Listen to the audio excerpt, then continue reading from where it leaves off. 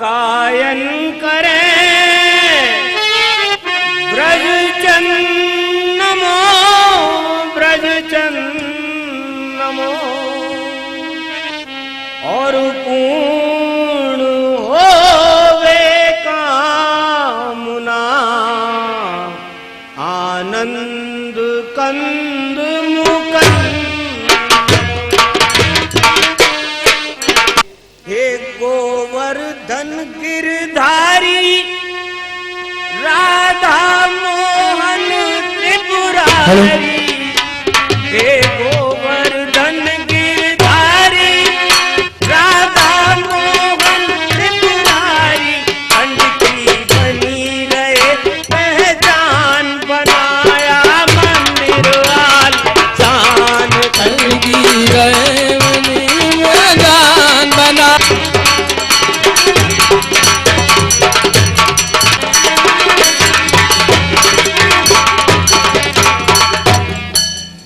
हे गोवर्धन गिरधारी राधा मोहन। हे गोवर्धन गिरधारी राधा खंड की बनी रहे पहचान बनाया मंदिर वाली शान।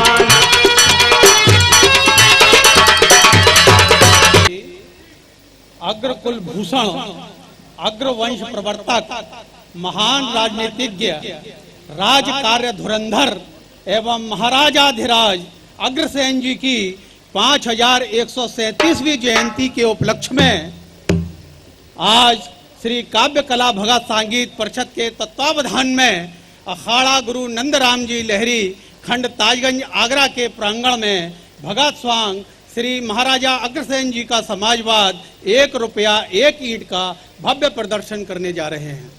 देखिए, मैं आपको बता दूं कि महाराजा अग्रसेन जी आज से लगभग 5000 वर्ष से भी पूर्व अग्रवंश के प्रवर्तक। इन्होंने अग्रोहा धाम में अपनी राजधानी बनाई और वहां पर उस समय 1 लाख परिवार की आबादी थी। 1 लाख परिवार की आबादी के चलते वहां ये नियम बनाए गए कि अपने राज्य में कोई भी परिवार निर्धन नहीं रहना चाहिए। इसके लिए उन्होंने एक नियम बनाया, समाजवाद का सच्चा आदर्श प्रस्तुत किया कि उस राज्य के प्रत्येक परिवार से जो लोग बाहर से आकर बसते थे, उस प्रत्येक परिवार वाले उसको परिवार नए आने वाले पथिकों को, नए आने वाले बसने के लिए आने वाले आगंतुकों को 1 रुपया और 1 ईंट प्रति परिवार के हिसाब से दिया जाता था। अब उसमें 1 रुपए से 1 लाख रुपए की धनराशि जब इकट्ठी हो जाती थी तो वो 1 लाख रुपए की धनराशि से अपना व्यापार शुरू करता था और 1 लाख ईंटें जो इकट्ठी हो जाती थी उनसे अपने भवन का निर्माण करता था। इस प्रकार से हमारे यहाँ अग्रवंश में ये प्रथा बनाई गई, ये समाजवाद का सच्चा आदर्श प्रस्तुत किया गया कि जो कोई भी बाहर का आए उसको अपने बराबर का, अपने हिसाब का, अपने हैसियत के बराबर उसको बना लिया जाए। यही समाजवाद का सच्चा आदर्श है। अब ये देखिए कि महाराजा जिस समय ये सारी व्यवस्थाएं शुरू की, उस समय अग्रसेन जी ने माता महालक्ष्मी देवी की घोर आराधना एवं तपस्या की और महालक्ष्मी देवी ने स्वयं अग्रकुल की कुल देवी होने का उन्हें वरदान दिया। आज आप देखते होंगे कि हम सब लोग जब अपने घरों में माता महारानी लक्ष्मी की पूजा करते हैं, जैसे खास तौर से हम लोग जब दिवाली पर लक्ष्मी जी का पूजन करते हैं, तो आपने देखा होगा कि हमारे जो पुरोहित हैं वो लक्ष्मी पूजन के लिए सारे देवताओं का आह्वान करते हैं। गणेश जी का, लक्ष्मी का, सरस्वती का, कुबेर जी का, सारे देवताओं का आह्वान करते हैं। लक्ष्मी जी के आह्वान के साथ साथ विष्णु जी का भी आह्वान किया जाता है। और जब सारी पूजा हो जाती है, उस पूजा के बाद में भोग लगवा दिया जाता है, आरती इत्यादि कंप्लीट हो जाती है, तो उसके बाद में पंडित जी जब उनको विसर्जन करते हैं तो एक बात हम लोगों से कहलवाते हैं संकल्प के तौर पर कि गणेश जी और लक्ष्मी जी हमारे यहाँ निवास करें और बाकी के सारे देवता पुनर्आगमन के लिए अपने अपने लोगों को प्रस्थान करें। अब आप विचार कीजिए, देखिए जानते सब लोग हैं लेकिन कोई भी प्रेजेंस ऑफ माइंड की बात है, कोई भी इस बात पर मनन नहीं करता है। जिस समय लक्ष्मी जी हमारे यहाँ आगमन हुआ है, विष्णु जी का भी आगमन हुआ है, हमने लक्ष्मी जी की भी आराधना की है, विष्णु जी की भी आराधना की है, और जब हमारा सब काम पूरा हो गया तो बाद में हम विष्णु जी के सामने कहते हैं कि महाराज आप तो अपने लोक को पधारो और अपनी पत्नी को, लक्ष्मी जी को हमारे घर में छोड़ जाओ। देखिए ये एक बड़ी न्याय संगत बात नहीं है। तो उस समय जो है आप इस बात के ऊपर विचार कीजिए कि क्या उस समय भगवान विष्णु को क्रोध नहीं आया होगा? अवश्य आया है। और उस समय वो हमको वार्न करते हुए कहते हैं कि देख लक्ष्मी बांझ है, इसकी अपनी कोई संतान नहीं है, तैने इसको माता के रूप में पूजा है, इसको मां माना है, इसलिए ये ममता के वशीभूत होकर आज तेरे यहां रुक रही है। तो जब तक तू माया पुत्र बनकर रहेगा, माया पुत्र बनकर इसकी पूजा, तो तू क्या बेचता है? तो देखिए ये बड़ी मनन करने वाली चीज है। हमारे जो बुजुर्ग लोगों ने जो व्यवस्थाएं बनाई हैं उसमें हम लोगों को यही शुरू से शिक्षा पीढ़ी दर पीढ़ी देती आए हैं कि देखिए जो भी आज आपके पास है इसका धन का हमेशा सदुपयोग करें। दुरुपयोग करेंगे इसका अभिप्राय ये है कि आप माया पुत्र से बजाय मायापति बनने की कोशिश कर रहे हैं। तो देखिए जिस समय एक माँ अपने पुत्र को अपने आंचल से दुग्ध पान कराती है तब तक वो माया पुत्र है, अर्थात जब तक वो पुत्र है, पुत्र की हैसियत से माँ के स्तन से दुग्ध पान कर रहा है तो माया तो उसको और वशीभूत, ममता के वशीभूत होकर अपने स्तन से और ज्यादा स्पष्ट मतलब चुपका कर दूध पिलाती रहती है। जब उसका पेट भर जाता है और वो पेट भरने के बाद में हरकतें अलग टाइप की करने लगता है तो माँ उसको उठाकर बिस्तर से अलग पटक देती है।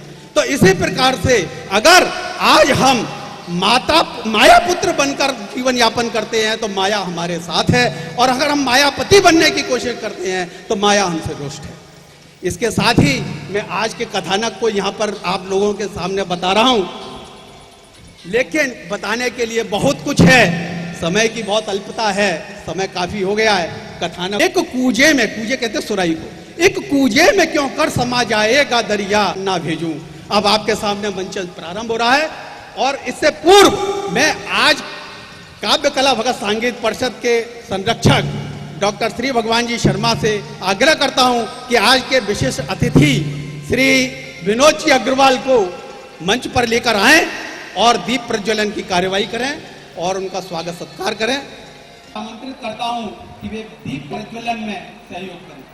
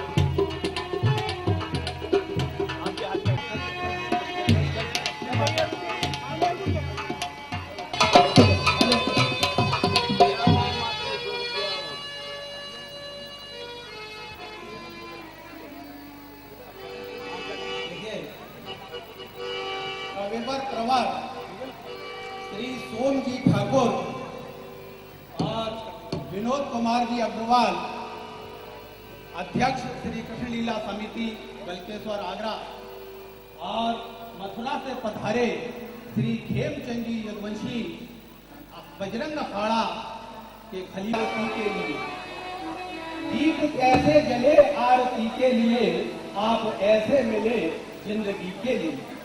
अब मैं काव्य कला भगत संगीत परिषद के अध्यक्ष कहूंगा, ये मित्रों आज का दूसरा दिन गुरुजन है, सबका हम वंदन करते हैं। डॉक्टर राजीव लोचन भारद्वाज, डॉक्टर हरीश शर्मा और अन्य विवेक जितने भी पधारे हैं, हम सबका हृदय से अभिनंदन बन गए। माताओं बहनों ने समय पर आकर के हमारा उत्साहवर्धन किया, हम उनके प्रति नतमस्तक हैं और कामना करते हैं इसी प्रकार का भगवान अग्रसेन जी की जय। भगवान अग्रसेन, धन्यवाद। अब आज के वाहन को विधिवत शुरू करने के लिए मैं सूत्रधार महोदय का महाराज की जय।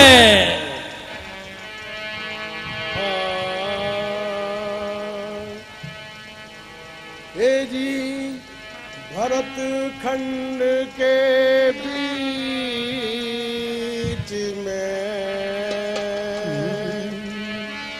भरत खंड के बीच में और अग्रोहा एक धाम,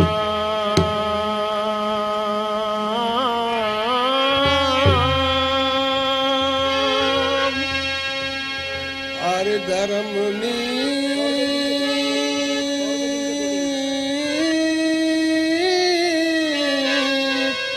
राजा निपुण,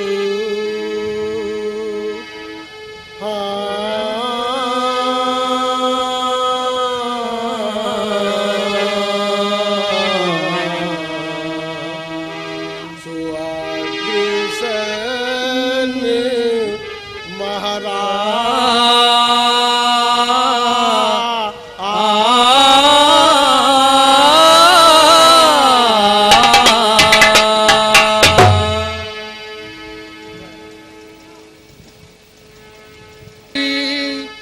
भरत खंड के मध्य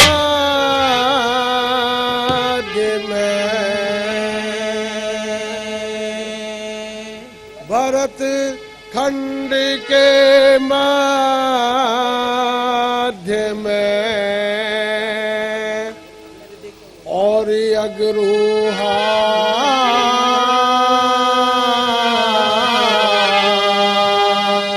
एक धाम,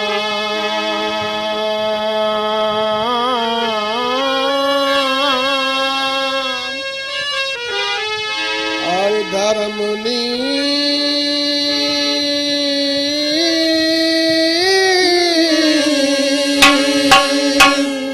राजा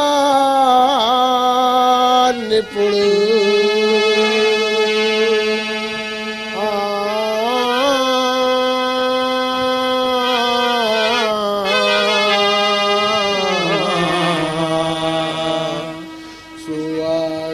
सुअग्रसेन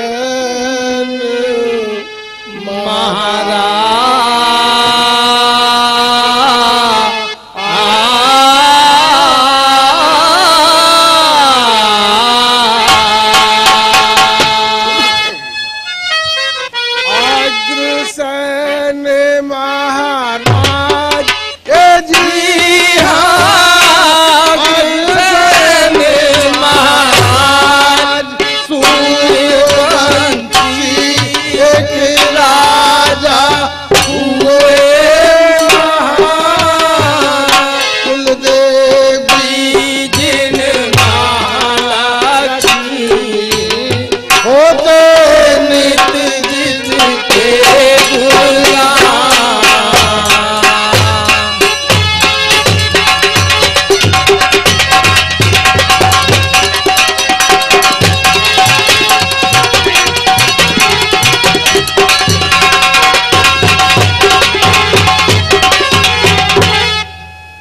अग्रसेन महाराज, ए जी हाँ, अग्रसेन महाराज, सूर्यवंशी एक राजा हुए महान, कुलदेव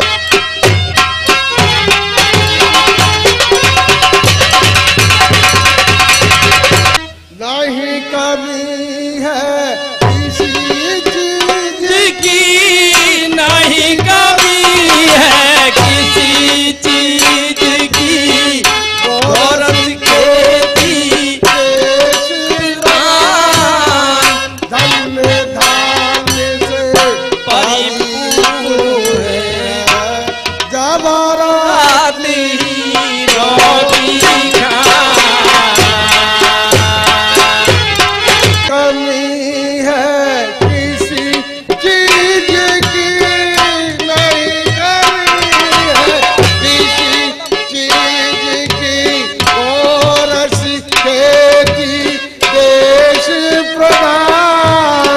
अन्न दान से परिपूर्ण है।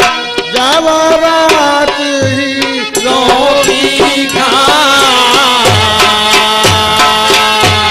तेरे बीच नगर कुल देवी मंदिर भव्य रूप अद्भुत स्थान झांकी अति बाकी है माटी शोभा जिसकी करूं बखान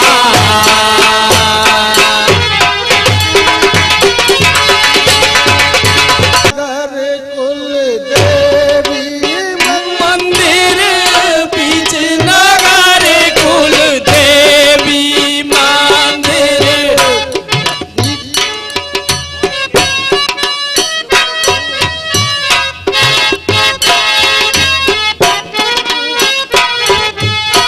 शोभा जिसकी करूं बखान